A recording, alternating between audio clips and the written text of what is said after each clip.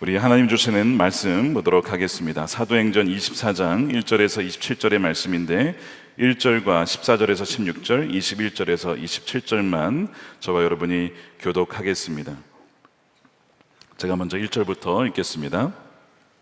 닷새 후에 대제사장 아나니아가 어떤 장로들과 한 변호사 더둘로와 함께 내려와서 총독 앞에서 바울을 고발하니라. 그러나 이것을 당신께 고백하리이다. 나는 그들이 이단이라 하는 도를 따라 조상의 하나님을 섬기고 율법과 선지자들의 글에 기록된 것을 다 믿으며 그들이 기다리는 바 하나님께 향한 소망을 나도 가졌으니 곧 의인과 악인의 부활이 있으리라 함이니이다. 이것으로 말미암아 나도 하나님과 사람에 대하여 항상 양심의 거리낌이 없기를 힘쓰나이다. 21절입니다. 오직 내가 그들 가운데 서서 외치기를 내가 죽은 자의 부활에 대하여 오늘 너희 앞에 신문을 받는다고 한 이 한 소리만 있을 따름이니이다 하니 벨릭스가 이 도에 관한 것을 더 자세히 아는 고로 연기하여 이르되 천부장 루시아가 내려오거든 너희 일을 처결하리라 하고 백부장에게 명하여 바울을 지키되 자유를 주고 그의 친구들이 그를 돌봐주는 것을 금하지 말라 하니라. 수일 후에 벨릭스가 그 아내 유대 여자 드루실라와 함께 와서 바울을 불러 그리스도 예수 믿는 도를 듣거늘 바울이 의와 절제와 장차 오는 심판을 강론하니 벨릭스가 두려워하여 대답하되 지금은 가라 내가 틈이 있으면 너를 부르리라 하고 동시에 또 바울에게서 돈을 받을까 바라는 고로 더 자주 불러 같이 이야기하더라. 우리 함께 읽겠습니다. 지난 후 보르기오 베스토가 벨릭스의 소임을 이어받으니 벨릭스가 유대인의 마음을 얻고자 하여 바울을 구류하여 두니라. 아멘. 하나님의 말씀입니다. 네, 사도행전 세상으로 보냄받은 성령 공동체 34번째입니다. 하나님의 시간을 놓치지 말라라는 제목의 말씀을 나누겠습니다. 자, 오늘은 이 시간에 대한 주제입니다. 시간. 하나님의 시간에 대한 주제입니다. 그렇기 때문에 오늘 이 시간에 오신 여러분들이 하나님의 시간을 놓치지 않기를 축복합니다. 반면에 마귀들은 하나님의 시간을 여러분들이 누리지 못하도록, 하나님의 기회를 누리지 못하도록 시시탐탐 계속 호시탐탐 노리고 있을 것입니다. 그래서 여러분들 정신 바짝 차리시고 오늘 여러분들에게 그 순간적으로 하나님이 주시는 그 어떤 메시지와 계시와 또 하나님의 음성을 놓치지 말고 정말 그것이 여러분들의 인생을 또한 바꾸고 또한 인도해가는 선한 목자의 음성이 될 것이니 오늘 이 저녁에도 삼원한 마음으로 오직 주님께만 집중하시는 여러분 되시기를 축복합니다. 자, 우리는 시간 속을 살아가는 존재입니다. 시간을 벗어나서 살 수가 없지요. 우리는 아침에 일어나 시계를 보고 정해진 시간에 출근을 하고 또한 약속 시간을 지키기 위해서 어디론가 달려가곤 합니다. 그리고 오늘 이 저녁에도 8시 저녁 예배에 오기 위하여 시간에 맞추어 오셨습니다. 우리는 시간 안에서 살아가는 존재입니다. 그래서 우리가 시간을 얘기를 할 때에 우리 헬라어에서는 두 가지 시간이 있죠. 하나는 크로노스라고 하는 바로 우리가 아는 그 물리적인 시간입니다. 째깍째깍 흘러가는 바로 이 물리적인 시간의 지배를 우리는 받죠. 그래서 세상에서 뭐라고 하냐면 이 시간을 잘 지배하고 관리하고 통제하는 사람이 세상에서 성공한다라고 이야기를 합니다. 굉장히 맞는 말입니다. 우리에게 주신 시간을 허비한다면 또 그것을 잘 활용하지 못한다면 어떤 기회도 누릴 수가 없을 것이기 때문입니다. 그런데 성경은 또 다른 종류의 시간이 있다고 얘기하죠. 그것이 무엇이죠? 카이로스라고 하는 시간이 있습니다. 물론 이 카이로스라고 하는 것은 당시에 이제 그리스 문화에서 흔히 쓰던 표현이긴 합니다만 성경은 그 카이로스를 하나님의 시간, 바로 의미 있는 순간, 영원히 우리 삶에 걸어오고 침투하는 아주 특별한 순간 또한 시간, 기회라고 이렇게 말씀을 합니다. 그러니까 우리의 물리적인 시간이 흘러가는데 물리적인 시간 속에 어느 날, 어느 순간, 바로 이 순간 하나님께서는 순간적으로 우리 삶에 침투하시고 시간을 뚫고 우리 삶에 개입하시는 그 순간, 그 모먼을 바로 카이로스라고 표현을 하는 거예요. 자, 문제는 무엇이냐면 우리가 이 크로노스 시간에만 익숙해져 있다 보니까 하나님의 카이로스의 시간을 분별하지 못하거나 혹은 따라잡지 못하거나 늦춰지는 그런 일이 발생한다는 거죠. 이것을 예를 들면 이런 겁니다. 여러분들이 선교 여행을 가시거나 또 해외에 다녀오시면 어떤 일이 발생합니까? 시차가 발생합니다. 미국에 있다가 혹은 저 인도에 있다가 이번에 캄보디아 선교팀 오셨는데 캄보디아에 있다가 이렇게 돌아오시면 맞아 젯렉이라고 하는 시차가 발생하죠. 그건 무슨 얘기냐면 몸은 여기에 와 있는데 우리 몸 시간은 어디에 있는 겁니까? 바로 거기에 있는 겁니다. 미국에 있든 인도에 있든 내가 여행을 했던 그곳에 시간이 여전히 묶여 있는 것이죠. 내 몸은 거기에 적응되어 있는 거예요. 벌써 거기에서 시차가 발생을 하게 돼요. 그래서 낮인데 밤 같고 또한 밤인데 낮 같은 그런 일이 발생합니다. 그래서 밥을 먹어도 먹은 것 같지가 않고 소화가 잘 안 되는 일이 시차 때문에 발생을 하죠. 그것 때문에 굉장히 우리가 힘들어집니다. 그래서 시차 적응하는 데에만 적어도 3일에서 한 일주일 정도 걸리죠. 근데 여러분, 영적인 시차도 있는 거 아십니까? 영적인 시차가 있다는 겁니다. 철학자이자 신학자죠. 제임스 스미스라는 분이 시간 안에서 사는 법이라는 책에서 이런 이야기를 합니다. 현대인들은 영적 시간 감각 상실증을 겪고 있다. 좀 말이 좀 어려운데 쉽게 얘기하면 영적인 시차 부적응을 겪는다는 겁니다. 무슨 얘기냐면 하나님의 시간이 이미 왔음에도 불구하고 우리는 여전히 크로노스에 매여서 시차가 발생하는 것입니다. 하나님은 하나님의 때에 하나님의 방법으로 우리를 부르시고 하나님의 역사를 이루셨음에도 불구하고 그 시차 때문에 우리 몸은 여전히 그 과거에 매여 있는 것이죠. 그래서 하나님의 시간을 따라가지 못한 채 그 하나님의 순간을 누리지 못하고 그 하나님의 이끄심을 경험하지 못한 채 영적인 시차가 발생한다는 것을 의미하는 거예요. 자, 왜 이런 영적인 시차가 발생할까? 기본적인 여러 가지 이유가 있지만 그 중에 하나가 무엇이냐면 바로 미루는 습관에 있습니다. 그 중에 하나가 여러분 새해가 되면 여러 가지 결심을 하셨을 겁니다. 올해는 영어 공부를 할 거야, 올해는 살을 뺄 거야, 올해는 내가 정말 왕자를 만들 거야, 뭐 이런 식으로 여러분 결심을 하시고 지금까지 달려오셨을 텐데 지금까지 그 결심을 지키고 계십니까? 많은 분들이 다이어트 하신다고 운동하신다고 이제 피트니스 센터를 끊습니다. 그리고 며칠을 다니시다가 안 가십니다. 기부천사가 되십니다. 복지기관, 교회에 기부를 하는 것이 아니라 피트니스 센터에 기부를 해줘서 사장님께서 나의 도움이 없이도 잘 사실 수 있도록 계속 매달 꼬박꼬박 돈을 보내시는 거예요. 아마 그런 분들이 계실 거예요. 저는 그럴까봐 아예 보내지 않습니다. 아예 등록을 하지 않습니다. 죄송하지만 바로 미루는 습관. 다음에 해야지, 내일 해야지. 그러다가 못하는 것이죠. 어떤 분은 이런 얘기를 합니다. 내가 내일부터 하기로 한 가장 중요한 일은 바로 미루는 습관을 그만두는 것이다. 이게 무슨 말인지 아세요? 미루는 습관을 내일부터 그만두겠대.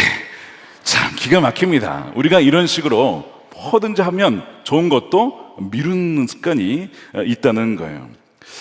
좀 심각한 얘기인데 어떤 분이 소화가 잘 안 돼서 병원에 가봐야겠다. 근데 너무 바쁘니까 이 프로젝트를 좀 마치고 다가오는 미팅을 좀 마치고 이 과제를 좀 마치고 가야지. 계속 검진을 미룬 겁니다. 그리고 병원에 갔는데 이미 손쓸 수가 없는 그 위장에 이미 암이 퍼져 있는 것입니다. 그런 이야기를 종종 들을 때에 너무나 마음이 아프지요. 우리가 오늘 치유 기도를 드리지만 하나님의 치유를 간구하고 또 하나님의 뜻을 구하지만 갑작스런 어떤 그 병의 소식, 특별히 그냥 병원에 갔는데 암 4기, 말기 이렇게 진단을 받는 경우가 간혹 있습니다.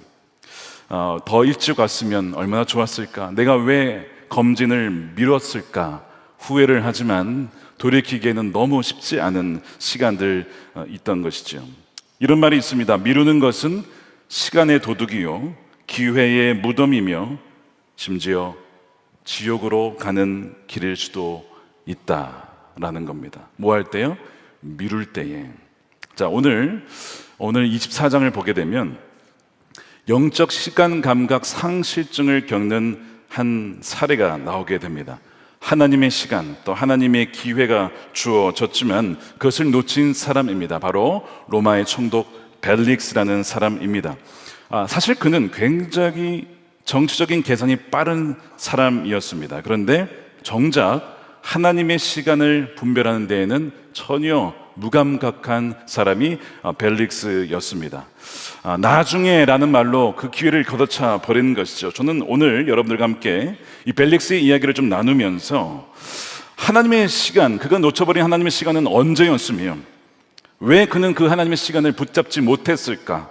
더 나아가서 어떻게 하면 우리 삶에 찾아오는 하나님의 기회, 하나님의 시간을 우리는 놓치지 않을 수 있을까라는 그 질문에 대한 답을 오늘 말씀을 통해서 함께 좀 나누려고 합니다. 오늘 벨릭스의 비극을 이해하기 위해 그가 어떤 사람이었는지, 그리고 오늘 배경이 무엇인지를 좀 살펴볼 필요가 있습니다. 우리 지난주에 이어서 사도 바울은 이제 벨릭 총독까지 100km 넘는 길을 와서 다시 법정에 서게 됩니다. 유대 대제사장이죠. 아나니아가 직접 장로들과 더둘로라고 하는 전문 변호사를 동원하여서 예루살렘에서 가이사라까지 먼 길을 직접 오게 됩니다. 굉장히 이 문제를 심각하게, 이 사도 바울의 문제를 심각하게 다루고 있다는 것을 보여주죠. 그러면서 이 전문 변호사 더둘로가 교활하게 벨릭스는 막 칭송을 하고, 그리고 사도 바울에게는 반란 선동을 했다, 이단의 괴수다, 성전을 모독했다, 이런 죄목으로 뒤집어 씌우게 됩니다. 사도 바울은 그런 아주 불리한 상황에도 전혀 물러서지 않고 아주 담대하게 거기에서 복음을 전합니다. 십자가의 도, 그리스도의 도에 대해서 전하면서 자신은 지금까지 범사의 양심을 따라 하나님을 바라보며 살았다라고 그렇게 고백을 해요. 사실 벨릭스는 사도 바울이 죄가 없다는 것을 이미 많은 정보를 통해서 알고 있었습니다. 그런데 판결을 내리질 않는 거예요. 그리고 결국에는 며칠 후에 이제 가장 중요한 기회를 맞이하죠. 그의 아내 드루실라와 함께 개인적으로 바울을 불러서 그리스도를 믿는 도가 뭐냐 도대체, 그 이야기를 누구를 통해 듣습니까? 사도 바울을 통해서 직접 듣는 겁니다. 여러분 생각해 보십시오. 사도 바울이 여기에서 설교한다고 생각해 보세요. 야, 그런 기회가, 그러면 다 믿지 않겠습니까? 여러분 진짜 안 믿는 사람이 어디 있겠어요. 저도 그런 기회 있으면 너무 좋을 것 같더라고요. 제가 작년에 그 아레오바고라고 하는 그 아테네의 그 언덕 있죠. 사도 바울이 변론을 했던 그곳에 딱 서 있는데 마치 사도 바울이 여기에 있었던 그 생각을 하면서 상상을 해봤습니다. 생각만 해도 너무 황홀하더라고요. 그러니까 여러분, 사도 바울에게 직접 메시지를 그 가까이서 들은 사람이 누굽니까? 벨릭스라는 사람이에요. 지구 역사상, 우리 어떻게 보면 기독교 역사상 그렇게 사도 바울로 하여금 직접 복음을 전한 것을 들은 사람이 과연 몇이나 되겠습니까? 별로 없겠죠. 그런 놀라운 기회를 얻은 사람이 바로 벨릭스예요. 자, 벨릭스는 지금까지 자신의 성공을 위해 다양한 일들을 이겨내면서 지금까지 왔습니다. 그의 인생의 크로노스 시간을 정말 잘 관리해서 여기까지 왔어요.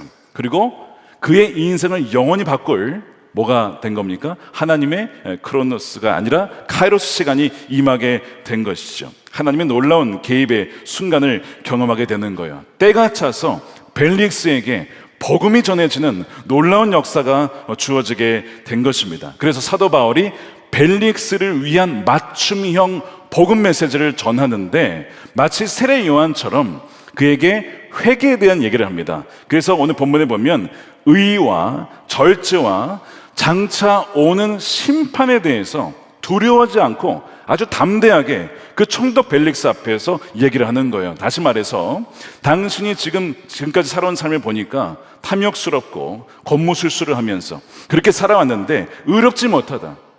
그러니까 그 의롭지 못한 삶을 회개하고 돌아서야 된다. 그렇지 않으면 당신에게는 심판이 있다는 것을 아주 담대하게 지금 사도 바울이 이야기를 하고 있는 거예요. 그러니까 하나님께서 지금 벨릭스에게 뭘 준 거냐면 스탑 사인을 준 겁니다.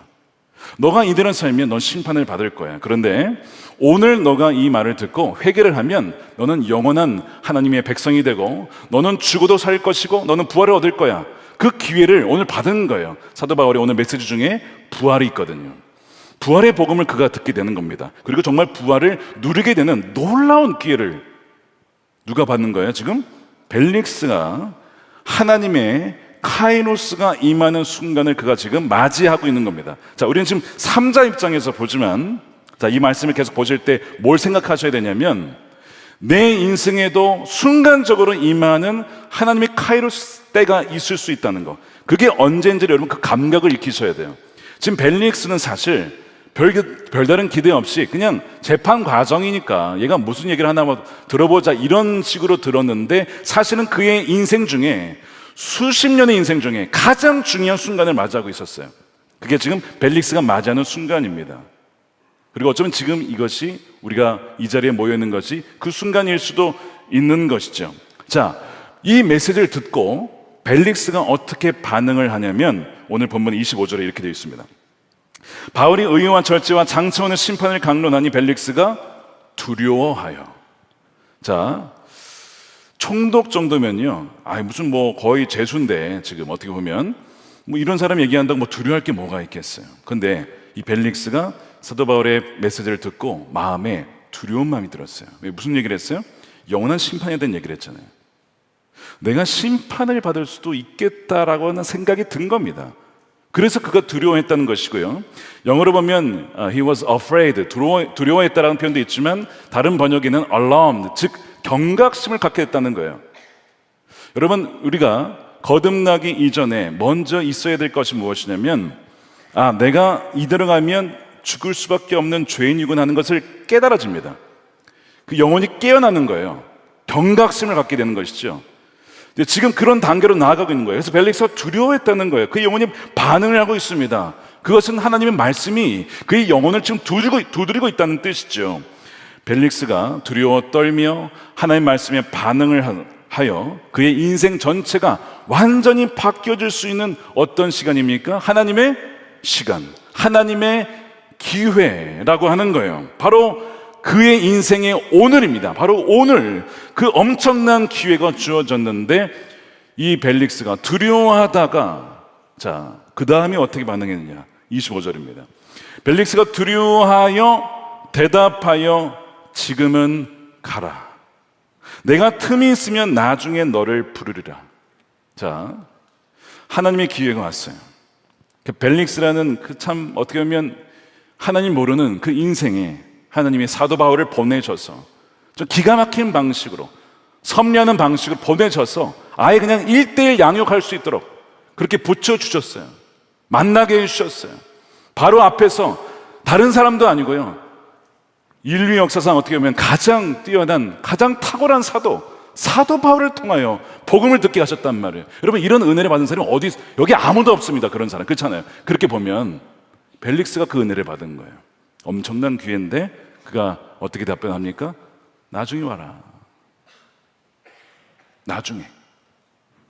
나중에 틈이 있으면, 영어로는요 opportunity라고 되어 있거든요. 나중에 기회가 또 있으면 너를 부르리라. 나중에 기회가 어디 있습니까? 이게 마지막 기회입니다. 이게 마지막 기회였어요. 하나님의 아주 결정적인 시간을 자신이 통제할 수 있는 일상의 그냥 평범한 시간으로 바꾸어 버린 거예요. 자, 여러분, 우리가 이제 이 말씀을 보면서 느끼게 될 게 뭐냐면, 우리도 아주 그냥 일상적으로 흘러갈 수 있는, 어떻게 보면 이 벨릭스에게 이 사건은요, 이 바울의 만남은 그냥 매일 있는 사건이에요. 맨날 뭐 만나가지고 이 사람이 죄인지 아닌지 이런 거 할 거 아니에요. 매일 반복되는 일상이었는데 거기에 하나님 개입하셨어요. 근데 벨릭스는 알아보질 못했습니다. 우리의 매일 반복되는 일상과 만남과 대화 속에 여러분들은 하나님이 개입하고 계시고 하나님이 카이로스의 시간으로 오고 있으면 여러분 분별하실 수 있으시겠습니까? 이 지점에서 우리는 왜 그가 나중에 오라고 했는지를 좀 알아볼 필요가 있어요. 그가 지금까지 살아왔던 과거의 생존 방식 때문입니다. 여러분, 벨릭스는 원래 총독이 아니었어요. 원래 그의 출신은 노예 출신입니다. 노예. 로마의 역사가 타키투스에 의하면요, 로마 황제 클라우디우스가 총리하던 사람이 있었습니다. 팔라스라는 사람이 있어요. 그의 형제가 바로 이 벨릭스예요. 그래서 그 덕분에 노예 신분이었는데 해방이 되어서 아주 유례없는 출세를 거듭해서 노예 신분에서 총독까지 이룬 대단한 사람입니다. 정말 이 센스가 빠른 사람이죠. 어느 사람한테 붙어서 해야 될지 이걸 너무나 잘 아는 사람이 벨릭스였다는 거예요. 그러니까 완전 밑바닥에서 왕궁에까지 올라간, 어떻게 보면 진짜 대단한, 저 사람이 저렇게 될 수 있으면 나도 저렇게 될 수 있어, 그렇게 많은 이들이 어떻게 보면 추앙할 수도 있는 그런 인물이죠. 그런데 이 역사가 타키투스는 벨릭스를 가리켜 이런 기록을 남겼습니다. 왕의 권세를 가졌으나 노예의 영혼을 가졌던 사람이라고 기록을 했어요. 왜 그랬을까? 그의 인생 때문에 그렇습니다. 그가 노예였기 때문에 험난한 세상에서 살아남기 위해 익혀야 했던 생존 방식이 있었어요. 주인의 눈치를 살피고 권력자의 눈치를 살피고 그것을 배워오는 것이죠. 어떻게든 이익을 챙겨서 내 자신의 위치를 아주 공고히 하는 법을 터득했던 것 같습니다. 정의 혹은 진리 이런 것보다는 뭐가 더 중요한 겁니까? 내 눈앞에 이익, 그 어떤 실용적인 이익이 훨씬 더 중요했던 사람이 바로 벨릭스였던 것이죠. 그래서 그는 늘 인생의 결정을 할 때에 무엇이 나에게 유익이 될까 늘 실용적인 관점에서 선택해 와서 지금 총독까지 이른 사람입니다. 아까 이 제임스 스미스라는 분의 교수님의 제가 책을 소개했는데 거기에 보면 우리가 인생을 살면서 자연스럽게 익히게 되는 어떤 습관이 있다고 얘기를 하면서 그 습관은 마치 오래된 컴퓨터에 깔린 프로그램처럼 어떤 상황이 닥치면 자신도 모르게 그 방식으로 반응을 하게 된다는 거예요. 벨릭스는 노예 습관을 가지고 있었기 때문에 그 노예 습관을 가지고 왕의 권세를 휘둘렀어요. 그래서 왕의 권세를 가지면서도 이 왕의 권세를 빼앗길 수도 있어 라고 하면서 사람들의 눈치를 봅니다. 그래서 유대인들의 환심을 사기도 하고 어떤 대제사장의 눈치를 보기도 하고 이런 식으로 움직이는 것이죠. 폭동을 일으킬 수 있는 요소는 무엇인지 이런 식으로, 왜요? 내가 살아남아야 되니까. 그렇게 평생을 살아온 사람이었습니다. 그래서 유대인들의 눈치를 보는 거예요. 자, 27절에 보시면요 이렇게 돼 있죠. 나중에 베스더가 벨릭스의 소임을 이어받으니 벨릭스가 유대인의 마음을 얻고자 하여 바울을 구류하여 두니라. 그러니까 계속 사람들의 눈치 보고, 그 다음에 이 아내, 이 두루실라도요 다른 왕의 아내였던 여자였는데 뺏어옵니다. 욕망을 채우기 위해. 그런 사람이었어요. 자, 그 다음에 오늘 26절에 보니까 사도 바울이 설교를 들으면서도 어떤 생각을 하냐면, 이 사도 바울이 나한테 뇌물을 주지 않겠어?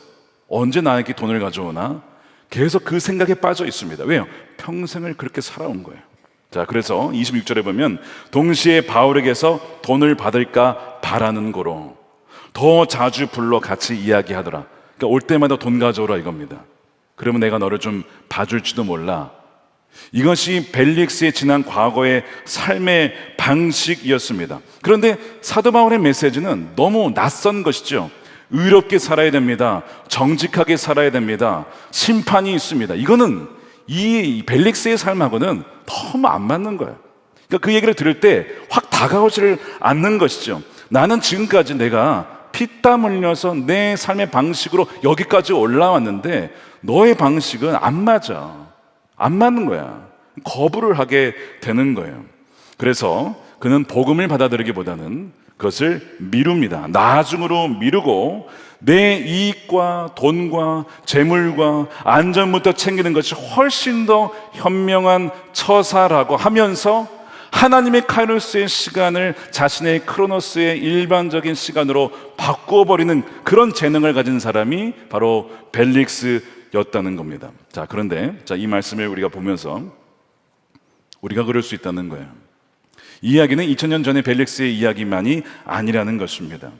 험한 세상을 살아가기 위해 우리도 여러 가지 삶의 방식을 채택하며 살아갑니다. 그것이 도움이 될 때가 참 많이 있죠. 근면, 성실, 때로는 지혜라는 이름으로 세상을 살아갈 때가 있습니다. 절대 손해보지 말아라. 일단 너부터 살고 봐야 된다. 체면이 밥 먹여 주는 것이냐? 돈부터 벌고 보자. 이런 식으로 여러 가지 우리가 이 세상을 살아갈 수 있는 방법들이 있잖아요. 그것이 우리의 삶에 깔려 있잖아요. 기본 방식으로. 그런데 바로 그것들 중에서 어떤 것은 하나님께서 우리에게 말씀하실 때에 하나님의 카이로스의 모먼을 깨닫지 못하도록 방해하는 것이 될 수 있다는 거예요. 나중에 하나님 나중에요. 제가 지금 해결해야 될 일이 너무 많습니다. 나중에 하겠습니다. 바로 우리의 삶에도 무엇인가 하나님의 부르심 앞에, 하나님의 초청 앞에 나중에라고 하면서 벨렉스처럼 하나님의 카이로스의 시간을 아주 평범한 그냥 물리적인 시간으로 바꿔놓는 것이 우리의 모습은 아닌가 우리가 돌아봐야 된다는 것이죠. 성경은 만사의 때가 있다라고 말씀하죠. 전도서 3장 1절입니다. 범사에 기한이 있고 기한이 있답니다. 여러분, 항상 주어지는 게 아니라는 거예요. 유통기한이 있어요. 하나님의 시간도 유통기한이 있습니다. 천하 만사가 다 때가 있나니. 근데 여기에 때를 영어로 이렇게 표현했습니다. appointed time이라고. appointed time 뭡니까? 약속된 시간이에요. for everything. 모든 것을. 우리 인생의 만남과 우리 모든 일과 그 모든 우리의 삶에는 정해진, 누가 정해진 거예요? 하나님이 정하신 appoint된 시간이 있다라고 얘기를 하잖아요. 그러면서 뭐라고 합니까? 날 때가 있으면 죽을 때가 있다. 심을 때가 있고 심을 것을 뽑을 때가 있고 죽일 때가 있고 치료할 때가 있고 헐 때가 있고 세울 때가 있고 울 때가 있고 웃을 때가 있고 슬퍼할 때가 있고 춤출 때가 있다는 겁니다. 하나님의 시간이 이렇게 있다는 거예요. 질문은 우리는 과연 그런 하나님의 시간을 내가 진짜 그것을 믿고 누리고 있느냐라고 하는 부분이죠. 벨렉스의 착각은 무엇이냐면 나의 인생의 봄에 지금 찾아온 하나님의 시간, 바로 복음의 씨앗이 뿌려지는 시간, 이건 시간을 바로 이 시간에 복음을 뿌려야 되는데 언제든지 자신이 원할 때에 이 복음의 씨를 뿌릴 수 있을 거라고, 또 심을 수 있을 거라고 착각했습니다. 자, 그런데 다시는 이런 기회는 오지 않아요. 아까 전도서에 뭐라고 했습니까? 범사에 뭐가 있다고요? 기한이 있다는 거예요. 기한이. 여러분 잘 생각해 보십시오. 최근에 누군가를 통해서 여러분들에게 그냥 사람이죠. 여러분 잘 아는 사람일 수도 있고 처음 듣는 사람일 수도 있고 무엇이든 어떤 사람을 통해 여러분들에게 어떤 메시지가 주어졌어요. 근데 결정을 내려야 되는데 아직 결정을 못하고 있습니까? 근데 기한이 있다는 거예요. 그것이 하나님의 초청일 수도 있다라고 하는 것입니다.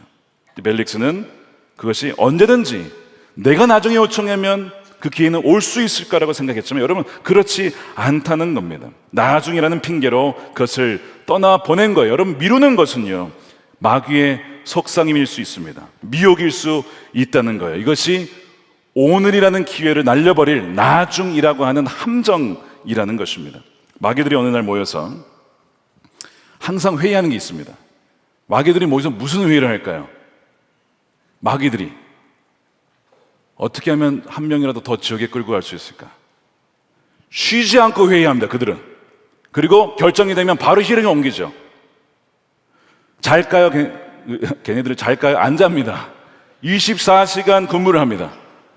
꿈에도 침투해요. 그래서 꿈에도 마귀가 회의를 하는데 어떻게 하면 더 많은 인간을 지옥으로 끌고 갈 수 있을까 회의를 하는데 한 마귀가 인간들에게 하나님 없다라고 말합시다.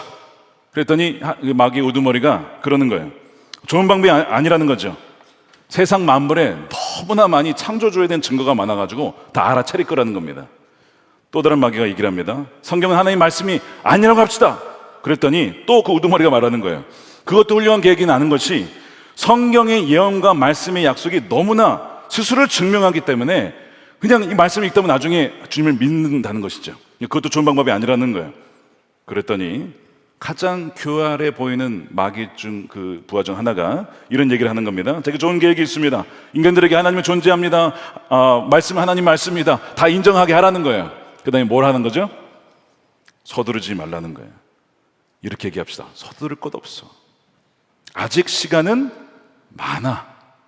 나중에 믿어도 돼. 이렇게 하십시다. 너무 좋다. 그걸로 하자. 그걸로 해가지고 다 지금 우리가 미루고 있는 거 아닙니까 지금 삶에서. 그래서 지금 마귀가 그런 식으로 유혹하는 거예요.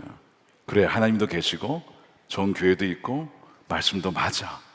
말씀 함께도 목사님 얼마나 좋아. 나중에 일 다 마치고 나중에 하려면 피곤해. 내일 해. 이렇게 써야 돼. 괜찮아. 일주일에 3번만 써. 여러분 계속 뭐 하는 거예요? 나중에. 물론 피곤하니까 그럴 수 있어요. 뭐 저도 그럴 때 있습니다. 그런데 가만 보면 마귀가 그렇게 우리의 마음속에 들어와서 이 벨릭스에게 했던 것처럼 하나님의 기회를 다시 돌아올 수 있을 줄 알고 속여서 미루게 만드는 일들이 얼마나 많은지. 그래서 이 미루는 것이야말로 영원한 생명에서 멀어지게 하는 마귀의 가장 세련되고 아주 치명적인 거짓말입니다. 여러분 지난 한 주간 무엇을 미루셨습니까? 잘 생각해 보세요. 왜 마귀가 여러분들에게 그걸 미루게 하셨을까요? 너무너무 중요한 것이기 때문에, 절대로 해서는 안 되기 때문에 미루게 한 것이 분명히 있을 것입니다. 여러분 이것이 복음을 전하는 사람에게도 저나 여러 전도자들에게 여러분들 복음을 전할 때 이런 일이 우리에게도 벌어질 수 있어요. 굉장히 치명적입니다. 시카고의 한 전도자가 오늘 주일날 교회에서 큰 규모의 청중 앞에서 설교를 하고 있었어요. 메시지 본문이 뭐였냐면 빌라도 본문이었습니다. 빌라도가 이제 예수님을 어떻게 처리할까 해서 그리스도라는 이 예수를 내가 어떻게 하랴, 이제 그 본문을 가지고 이제 얘기를 하면서 마무리를 짓고, 자 우리 다음 주에 이어서 갈보리 십자가에 대해서 이야기를 나누겠습니다. 그러니까 오늘 이 본문에 대해서 일주일간 주님에 대해서 어떻게 할지, 그러니까 주님을 받아들일지 아닐지를 일주일간 잘 생각해 보시고 다음 주에 만나겠습니다 하고 예배를 마쳤습니다. 어떻게 됐을까요? 그 다음 주는 돌아오지 않았습니다. 왜 돌아오지 않았는지 아십니까? 1871년 10월 8일 저녁 시카고의 대화재가 일어났습니다. 그날 참여했던 많은 사람들은 다시 만날 수가 없었습니다. 이 전도자는 누구냐면 D.L. 무디였습니다. 그 화재를 보면서 D.L. 무디가 그렇게 후회를 하는 거예요. 저는 그 당시 청중에게 구원에 대해 생각할 일주일의 시간을 주고 말았는데 그게 제가 했던 가장 큰 치명적인 일이었습니다. 그래서 그의 인생에 매번 예배마다 주님을 영접하는 소위 이 알타콜이라고 하는 그걸 하는 이유가 오늘 예배에 온 사람들 중에 다음 주에 못 올 사람들이 있을 수 있기 때문에 항상 오늘 미루지 말고 오늘 주님을 영접하고 오늘 주님을 따르기로 결정하도록 하는 그것이 그의 특징이 되었다는 거예요. 왜요? 시카고 대화제를 보면서 다시는 돌아오지 않는 시간일 수 있다. 그건 맞는 얘기예요. 여러분 우리가 다음 주에 만난다 하더라도 오늘은 돌아오지 않습니다. 오늘은 돌아오지 않아요. 이거 흘러가는 것입니다. D.L. 무디가 그것을 깨달았다는 거예요. 벨릭스가 복음을 들었지만 믿지는 않았어요. 관심은 있었지만 주님을 영접하지 않았습니다. 저는 이제 벨릭스 얘기를 보면서 혹시 우리 교회에도 이런 분들이 계시지 않을까라고 하는 그런 어떤 두려운 마음이 들었어요. 자, 벨릭스가 복음을 듣잖아요. 막 거부하는 건 아니잖아요. 그래도 다음에 다시 듣자 이렇게 했으니까 막 거부하는 거 아닌데, 그렇다고 한다면 지금 우리 교회에도 예배는 나오긴 하지만 몸은 와 있지만 영적인 시차가 발생하여 하나님께서 부르시고 나를 구세주로 왕으로 주님으로 영접하고 나의 말씀에 순종하라고 그렇게 말함에도 불구하고 나중에 순종할게요, 거부하는 건 아니에요, 나중에 순종할게요, 나중에 따라갈게요 라고 하는 벨릭스와 같은 분들이 있지 않을까라는 생각이 드는 거예요.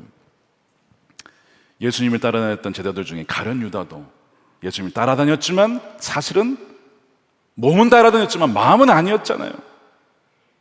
교회 예배당에 와 있지만 마음은 다른 곳에 가 있는 혹시 성도들이 있지는 않을까라고 하는 그 안타까운 마음이 늘 있는 것입니다. 제가 목사님들과 회의를 할 때 목사님, 우리 동역자분들에게 그런 얘기를 해요. 우리 말씀을 전할 때 모두가 다 구원받은 사람이라고 너무 가정하지 마십시다. 물론 그렇게 오신 분들이 대다수이겠지만 그 중에서는 아닌 분들도 있을 수 있으니 그분들에게 복음을 전하고 그분들이 주님을 정말 따라갈 수 있도록 복음 전하는 것을 게을리하지 마십시다. 그런 얘기를 하곤 합니다. 여러분, 이 벨릭스가 주는 메시지가 너무나 분명하죠. 우리에게도 나중에 이것이 얼마나 치명적인지 모릅니다.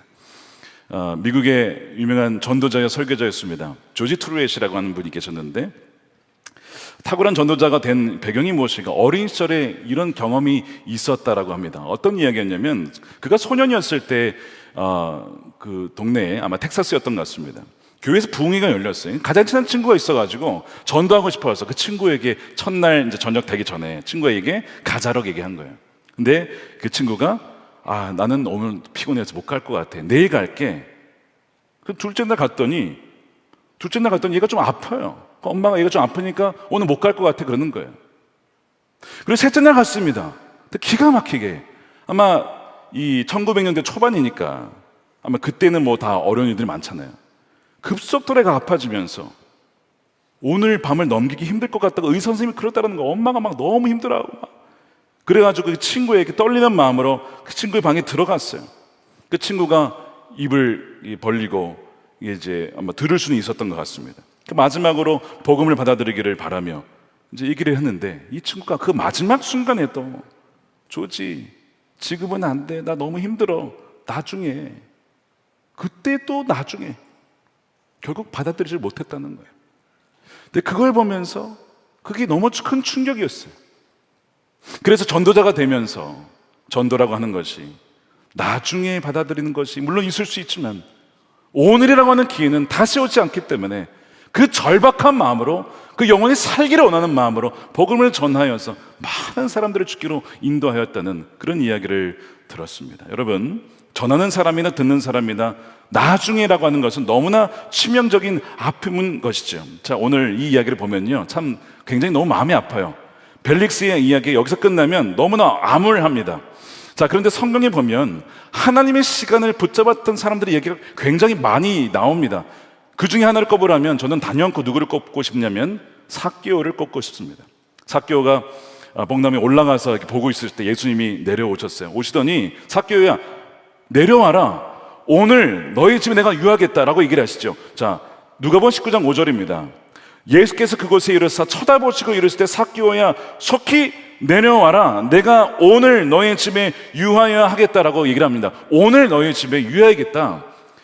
삭개오가 안 내려올 수도 있죠. 거부할 수도 있죠.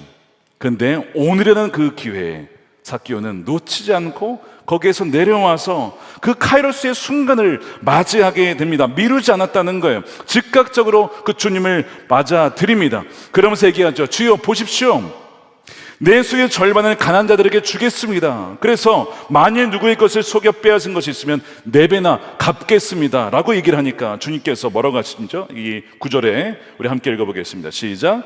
예수께서 이르시되 오늘 구원이 이 집에 이르렀으니 이 사람도 아브라함의 자손임이로다. 아멘이죠. 바로 이것이 카이로스 순간이에요. 카이로스 순간이 왔을 때에 미루지 않냐고 바로 즉각적으로 응답하는 여러분 되시기를 축복합니다. 그것이 구원에 대한 응답이든 그것이 부르심에 대한 초청이든 간에 그 부르심에 대하여서 내가 너를 사용해야겠다, 내가 너를 써야겠다 할 때 머뭇거리지 마시고, 부담스러운, 여러분 그 기회가요 항상 오는 게 아니라고 하는 거예요. 또 다른 예를 하나 든다면, 한 젊은 청년이 마음은 진리를 갈망하는데 이 청년의 이 정욕을 이기기가 너무 어려우니까 이렇게 기도를 한 거예요. 주여 제게 정결과 절제를 주십시오. 그런데 지금은 주지 마십시오. 이게 두 마음이 다 있는 거예요. 정결함과 진리를 품고 싶은 마음. 근데 지금은 아니고 좀 더 즐기다가 나중에 그랬으면 좋겠다. 마치 십자가상의 강도처럼 죽기 전에. 계속 미뤘죠. 그렇게 해서 방황을 했습니다. 그런데 끈질긴 어머니의 기도, 누굽니까? 어거스틴, 그 어머니 모니카의 기도와 주교의 기도와 목회자의 기도와 하나님이 끝없는 사랑을 통해서 어느 날 집어들어 읽어라 라고 하는 음성을 듣고 로마서 말씀을 읽다가 회심을 하게 되잖아요. 하나님께서는 때로는 우리가 미룬 인생이라 할지라도 포기하지 않고 이렇게 찾아와 주실 때가 물론 있습니다. 그런 은혜가 또한 우리에게 있기를 축복합니다. 그러나 말씀드린 것처럼 미루지 마십시오. 바로 오늘 우리에게 주어졌을 때에 하나님의 은혜를 누릴 수 있다는 거예요. 저는 이제 이 벨릭스의 말씀을 보면서, 이야기를 보면, 우리가 이제 사도 바울을 직접 만났으면 좋았겠다, 말씀 읽으면 내가 예수님을 직접 만났으면 얼마나 좋을까, 이런 상상을 말씀을 읽다 보면 하잖아요. 자, 그런데 여러분, 그럴 필요 없어요. 벨릭스는요, 사도 바울을 직접 만나서 복음을 들었음에도 불구하고 복음을 거부합니다. 직접 만난다고 되는 게 아니에요. 근데 반대로 직접 만나지 못한다 할지라도 우리가 믿음으로 이 말씀을, 하나님의 말씀을 주의 음성으로 믿음으로 취하면, 하나님의 시간이라고 하는 것은, 여러분, 하나님의 시간에 매이지 않잖아요. 2000년 전에 그 사건이 바로 오늘날의 사건, 즉 하나님이 우리를 친히 만나주시고 말씀하시는 바로 오늘날의 동시대성으로 우리에게 나타난다는 것입니다.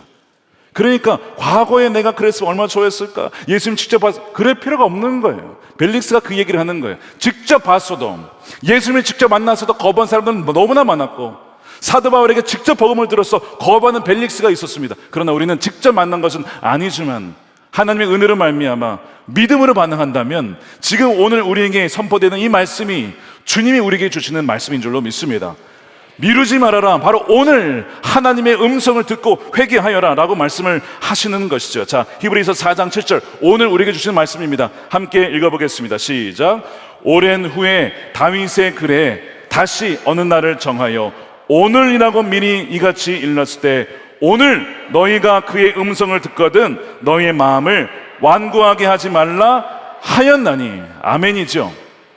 자, 오늘 우리가 말씀도 읽었고 지금 설교 말씀도 듣고 있고, 또한 지난 주 중에 여러분들의 가족을 통해, 친구를 통해서 정말 여러분들을 사랑하여 주시는 말씀이 분명히 있었을 거예요. 그런데 그때를 놓치지 말고, 우리가 이것이 나에게 주신 하나님의 말씀이다라고 믿는 순간, 그것은 하나님의 카리스의 시간이 되고 하나님의 기회가 되고 하나님이 친히 우리의 인생 가운데 시간을 뚫고 공간을 뚫고 침투하여 주관하시는 시간이 되는 줄로 믿습니다. 그런 삶이 되시기를 축복합니다. 제가 지난주에 어떤 분의 연락을 받고 부탁을 받았어요. 근데 제가 죄송하지만 맡고 있는 게 너무 많으니까 부담이 확 되는 거예요. 아주 저명한 국제 어떤 선교 단체를 돕는 일인데, 너무 귀한 일인데, 제가 너무 지금 맡은 일도 많고 하니까 제가 이거 어려울 것 같습니다, 거절하려고 그랬어요. 근데 갑자기 주님이 마음에, 기도해봐라. 당연히 기도해야죠. 그래서 제가 그분께 하루만 기도할 시간을 주십시오. 그래서 기도를 했어요. 정말 기도를 하는데 이제 분별을 해야 되잖아요. 근데 이 사도행전 말씀을 딱 읽는데 주님께서 그런 마음을 주시는 거예요. 벨릭스의 얼굴을 딱 떠올리게 하시더니, 너도 벨릭스처럼 너의 스케줄을 핑계로 나의 카이로스를 외면하려느냐. 주님께서는 지금 저보고 제가 벨릭스처럼 행동한다는 거예요. 제가 깜짝 놀랐습니다. 저는 사도 바울인 줄 알았거든요. 너무 놀라운 반전인 거예요. 저는 말씀을 준비하는데 전 제가 사도 바울인 줄 알았는데 주님은 너 벨릭스처럼 할 거야? 깜짝 놀랐어요. 벨릭스요? 제가 벨릭스인가요? 너가 기도하지도 않고 부담이 된다고 하여 나중에 할게요, 나중에 섬길게요, 그 나중은 오지 않아. 이건 오늘 너에게 내가 준 opportunity, 기회야. 그러니까 미루지 마 라고 너무나 분명하게 얘기를 하시더라고요. 대단한 것은 아니지만 귀한 국제 선교 단체니 제가 돕는 거겠습니까? 우리 교회가 돕는 것이 있을 수 있다면 해야겠죠. 주님, 제가 섣부르게 판단을 했습니다. 너무 많아서 마치 제가 사역을 하는 것 마냥 교만했습니다. 주님이 하시는 것이고 주님께 저를 통해서 하시는 것인데 마치 제가 하는 것처럼 착각했습니다. 용서해 주십시오. 그리고 그분께 연락을 드렸어요. 목사님, 제가 부족하지만 하나님의 주시는 힘으로 잘 감당해 보겠습니다. 목사님 감사합니다. 너무나 감사합니다. 대단한 에피소드는 아니지만 그냥 평범하게 우리 일상에서 일어날 수 있는 일이잖아요.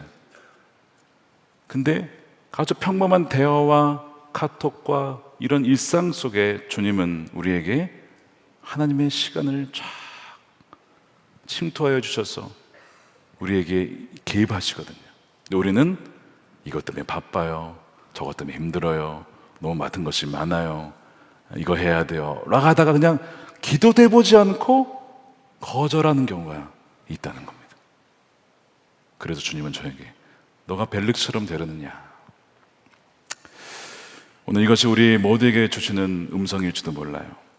우리는 당연히 사도 바울이라고 생각했는데 돌아보니 벨릭스처럼 기도해보지도 않고 묻지도 않고 고민해보지도 않고 주의 뜻인지 아닌지도 물어보지도 않고 당연히 힘드니까 아니지 라고 했던 수많은 거절 속에 하나님이 우리에게 주신 기회를 날려버린 것이 얼마나 많은가. 저는 말씀을 준비하며 우리 성도님들을 위해서 기도하면서 이렇게 기도했습니다. 주님, 저도 그렇고 우리 성도님들도 그렇고 여러 가지 이유로 하나님이 주신 기회들을 날려버린 것이 참 많이 있습니다. 다시는 돌아오지 않을 기회인데 너무나 많은 시간들을 허비했습니다. 우리가 언제 주님 앞에 설지는 모르지만 주여 불쌍히 여겨주셔서 다시 우리에게 기회를 주십시오. 하나님의 카이로스를 주십시오. 그때 다시는 우리가 부정하지 않고 기도도 안 하고 잘라버리지 아니하고 아멘 주님 제가 순종하겠습니다. 그렇게 하여 하나님의 때가 우리의 삶 속에 이루어지는 그 일이 이루어지는 저 여러분들의 복된 삶이 되시기를 주님의 이름으로 축원드립니다. 제가 오늘 마무리하면서 참 귀한 소식을 들었어요. 캄보디아 선교팀이 들어왔는데 보통 이제 우리 캄보디아 선교 이제 뭐 단기 선교도 그렇고 하면 뭐 이제 의료 선교 또 미용 선교 또 여러 가지 도와주고 이제 오잖아요. 그럼 물론 거기에서 구원의 역사가 일어나기도 하는데 이번에 좀 특이한 아주 특별한 은혜가 있었다라고 들었습니다.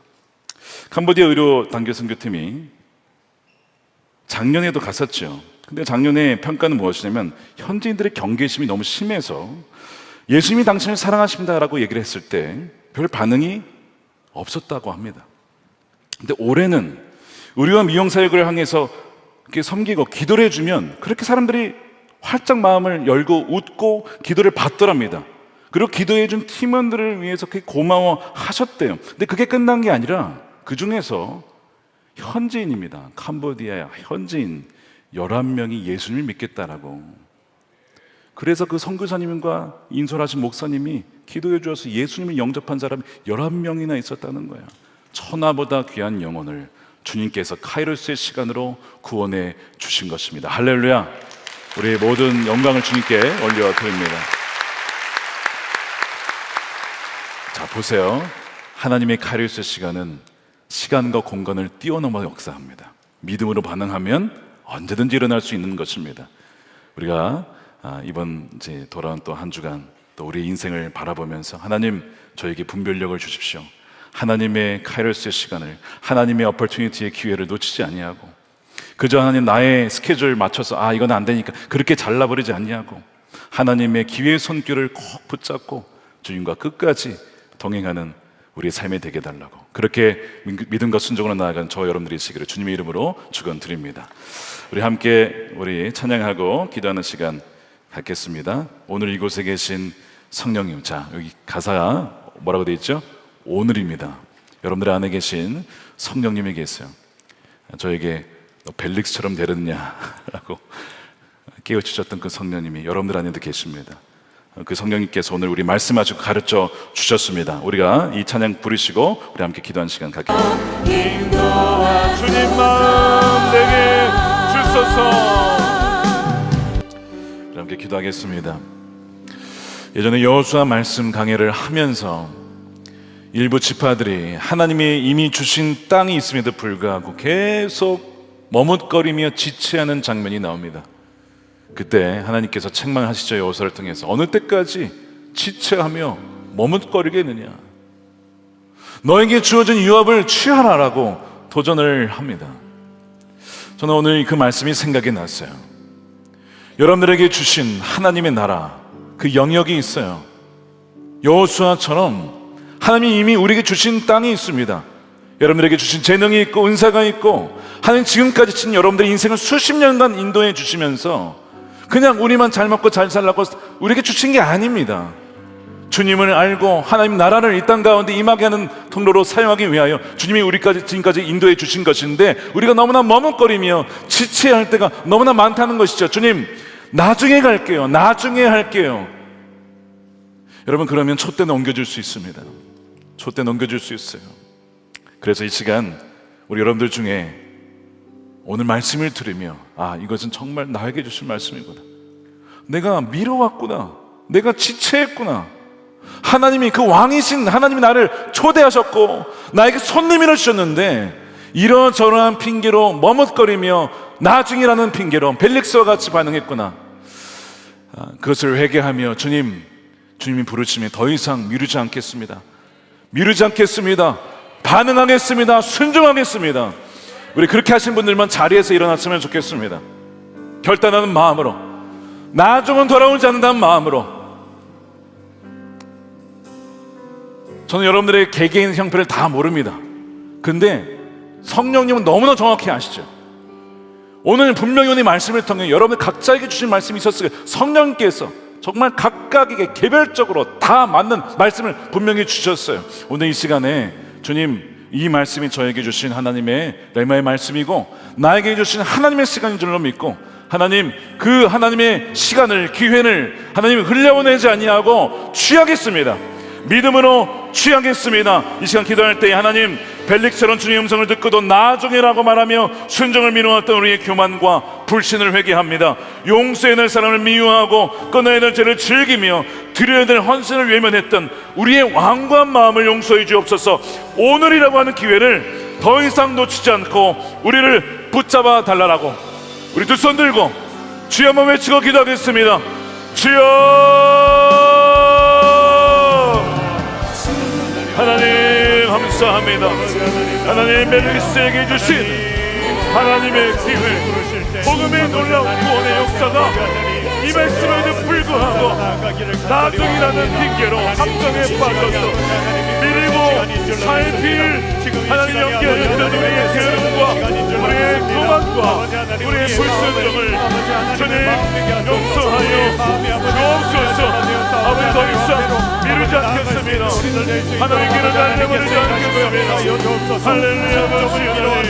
하나님을 세상에 방송받은 버려지는 성령의 사람으로, 성령의 공동체로서 성령의 인도하심을 따라 살게 하여 주시옵소서.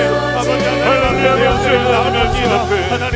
하나님 우리의 왕과 아버지 하나님의 내어들이 오며 나아가오니 아버지 우리의 마음이 부드러운 마음이 되게 하여 주시고 우리의 마음이 아버지 하나님께 놓치지 않도록 아버지 하나님께 영생에 빠진 우리 나중이라는 것을 간절히 원합니다. 아버지 하나님의 제대로 아버지 우리를 만져주소서.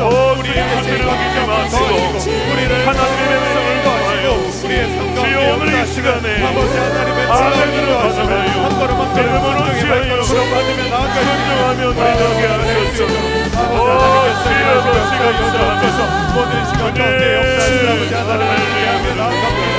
하나님, 하나님의 왕가가 하나님을 낮추고 이루고 돌아가는 사람밖에 아니라 살아가게 하여 주시옵소서. 오늘 하나님 지금 준비하여 부르신 아버지 하나님의 뜻을 따라 나아갈 수 있는 우리들 모두가 되게 하나님의 말씀 앞에서 일하시고 역사하옵소서. 주님, 하나님의 뜻을 이루게 하여 주옵소서. 불러주시고 가운데 찾아와주시면 감사합니다.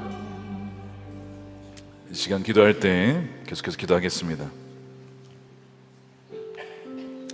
두 번째 기도할 때는 우리 영적 분별력을 위해서 기도하겠습니다. 우리 아까 영적 시차에 대한 개념을 말씀을 드렸습니다. 우리의 물리적인 시간을 뛰어넘어 또 우리 시간 속으로 침투해 오시는 하나님의 시간이 있음에도 불구하고 우리가 깨어있지 않으면요, 마치 시차가 발생하는 것처럼 나는 이미 한국에 와 있는데 아직도 선교지에, 아직도 관광지에 있는 것처럼 느껴지는 그 영적인 시차가 발생할 수 있다는 거예요. 자, 그러면 계속 그런 가운데 살아갈 수도 있어요. 주님은 계속 말씀하시는데 거기 반응하지 못하고 일정 기간을 두고 계속 며칠, 그것이 며칠일지 몇 개월일지 몇 년일지 몰라요. 계속 렉이 발생하는 겁니다. 여러분, 한 번도 하나님의 기회를 만나지 못한 채 여러분 그렇게 살아가시겠습니까? 그러니까 우리 두 번째 기도할 때는 주님께서 우리에게 말씀하시고 사람을 통해, 사건을 통해, 환경을 통해, 교회를 통해 말씀하실 때 이것이 하나님의 기회구나, 하나님의 시간을 뚫고 들어오신 하나님의 카이로스 시간인 것을 분별할 수 있는 분별력을 더해 주시기를 원합니다. 우리가 보고 듣고 행하는 것이 굉장히 중요해요. 우리 머릿속에 쓰레기가 들어가 있으면, 세상에서 던져주는 악한 마귀의 온갖 잡동사니가 들어가 있으면요, 하나님의 말씀을 분별할 수가 없습니다. 가리워지게 됩니다. 귀가 막히게 됩니다. 분별할 수가 없게 돼요.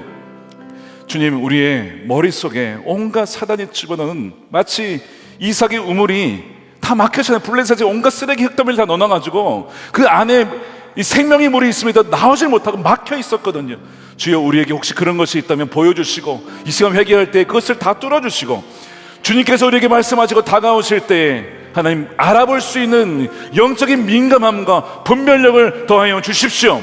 다윗은 영적인 시차를 하나님 우리에게 허용하지 않도록 주여 말씀하실 때 곧장 따라갈 수 있는, 그대로 순종할 수 있는 그 믿음과 분별력을 우리 모두에게 주님 허락하여 주시기를 원하면서 주여만 부르고 기도하도록 하겠습니다. 주여, 주님 영적인 시차를 더 이상 우리 삶에 허용하지 않겠습니다. 그것이 일이든 일개월이든 일주일이든 주여 더 이상 영적인 시차가 발생하지 않도록 주여 말씀하실 때 주님 응답하며 하나님의 거룩한 사람들이 되게 하여 주시옵소서. 하나님 아버지, 나중에 미루지 않게 하시고 분별할 수 있도록 알아보시고, 온 주님이시고 주의 말씀이시고 왕의 조대이시고 알아보시고 그 마음을 허락하여 주시옵소서. 하나님 모든 성도들과 내 아버지의 영성을 듣나니, 내 아버지의 영성을 듣나니 주의 말씀을 듣고 따르고 경경하여 인도하여 주옵소서. 하나님의 길로 나가게 하시고 여기로 나가게 하시고 하나님의 말씀을 따라 잠깐만까지 어디 하시는 우리를 살려하게 하여 주시옵소서. 여기를 열어주시고 하나님께서 영광이 되게 하시옵소서. 하나님께 영광이 올려주는 세상이 되게 하여 주시옵소서. 하나님 소원케 하소서. 지혜를 발견하는 상자리 원하오니 영적인 지혜를 더하여 주시옵소서. 주님 주시옵소서. 할렐루야. 주님 감사합니다. 하나님 주의 모든 더러운 것을 사라지고 정결하게 세워주옵소서. 자, 오늘도 우리 간단 위에서 기도하실 분들은 올라오셔서 간절하게 기도하시면 좋겠습니다. 오늘도 여러분들을 위해서 기도해 드릴 텐데, 오늘 특별히 치유를 위해서 기도하는 날입니다. 우리 환우들을 위해서 먼저 우리 기도 받을 수 있도록 양보해 주시면 우리 환우들을 위해서 기도해 드리도록 하겠습니다. 우리 세 번째로 한 번 더 기도하겠습니다. 자, 오늘 우리 메시지 중에 무디 이야기 기억나시죠? 자, 다음 주에 만납시다. 많은 사람들이 다시는 볼 수가 없었어요. 이 무슨 얘기냐면, 우리가 복음을 전하는 것을 미루면 누군가는 듣지 못하고 죽을 수 있다는 겁니다. 자, 캄보디아에서 11명 회심자가 있었잖아요. 만일 캄보디아 의료선교팀이, 미용선교팀이 내년에 미룹시다, 그 1년 사이에 무슨 일이 벌어질지 몰라요. 근데 너무나 감사하게 순종하여 가셨어요. 그 11명이 살아난 것입니다. 11명 뿐이겠습니까? 복음이 씨앗이 숨겨졌잖아요. 얼마나 감사한 일입니까? 동일하게 캄보디아만이 아니라 온 열방 가운데 또한 우리 교회를 또 여러분들을 통하여서 여러분 주변에 내가 전해야지 계속 미루고 있던 사람이 있지 않습니까? 관계가 불편해질까봐, 끊어질까봐, 그런 얘기하면 좀 힘들잖아, 계속 미루고 있던 사람 분명히 있잖아요. 여러분, 더 이상 미루지 마십시다. 다시 기회가 안 올 수 있어요. 얼마 전에 어떤 참 안타까운 얘기를 들었어요. 사랑하는 남동생이 장례를 치렀어요. 그 누님이 복음을 전했다곤 합니다. 근데 남동생이 살아있을 때 듣긴 들었는데 영접하진 않고 그냥 넘어간 거예요. 그 누나가 너무 그것이 안타깝다고 그런 얘기를 제가 들었어요. 이것도 오늘 우리에게 주신 하나님의 음성인 줄로 믿고, 여러분 주위에 여러분 복음을 전하는 것을 미뤄왔던 분이 있다면 D.L. 모디와 같은 그런 후회하지 않도록, 저는 우리 선화목자교회가 이 지역에 많은 이들이 있는데 아직도 복음을 전하지 못한, 듣지 못한 분들이 있습니다. 가족들이 있습니다. 주님, 그들에게 나아가서 하나님, 오늘 캄보디아에 놀라운 회심 역사가 있었던 것처럼 우리 가정의, 직장의, 일터에, 이 지역 가운데 계속해서 구원의 복음이, 놀라운 역사가 일어나게 해달라고 우리 간절히 주님 3번 부르시고 마지막으로 한 번 더 기도하도록 하겠습니다. 주여, 주여,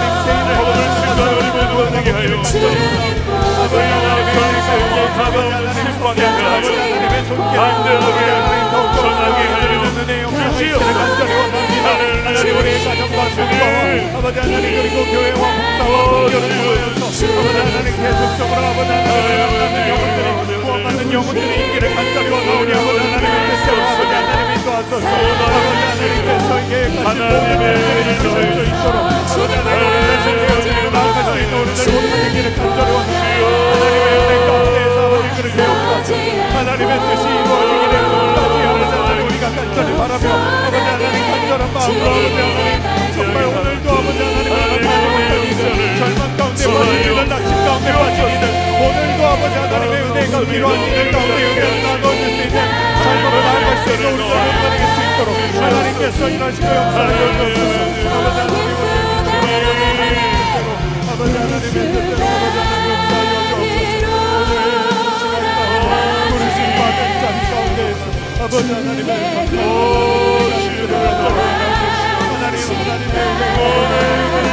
흘러가기를 원합니다.